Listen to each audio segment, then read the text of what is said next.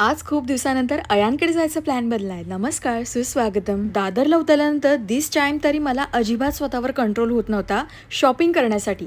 कारण गणपती जवळ येतात आणि भाईसाहेब इतक्या सुंदर सुंदर गोष्टी मार्केटमध्ये आल्यात ना, म्हणजे क्याही बताव. खरंच मी याचा चान्स एकदा तरी घेणारच. जेव्हा जेव्हा मी दीदीकडे जाते तेव्हा फक्त आणि फक्त मी अयांना भेटण्यासाठी खूप जास्त एक्सायटेड असते.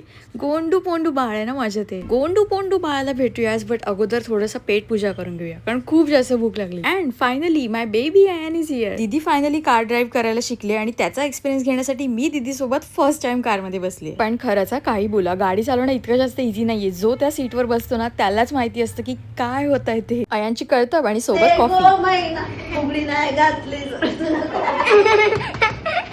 नाही म्हणजे ऍक्टिंगचा आणि माझा काहीचा संबंध नाहीये, पण तरी पण मी ट्राय करत होते आणि या रीलसाठी आहेत ना इतके रिटेक घेतलेत ना की खरंच. आणि त्यातल्या त्या भाऊचा असा फेस बघून मला माझं हसणं तर बिलकुल आवरत नव्हतं.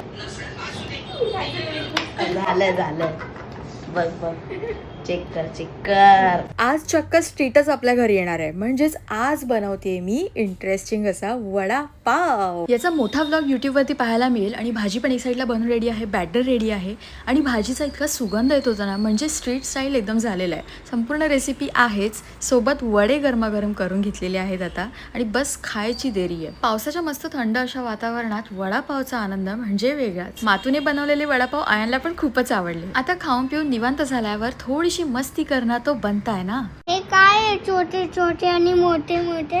हे ना ते इवेल आहे. इकडे पण आहे. आयन बोलतो पायाचं हाताला लावलंय, हाताचं पायाला.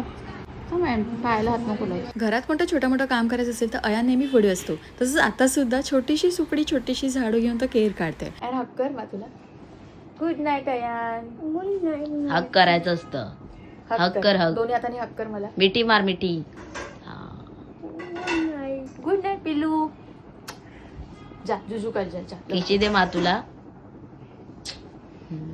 चला टेक केअर ऑल, बाय.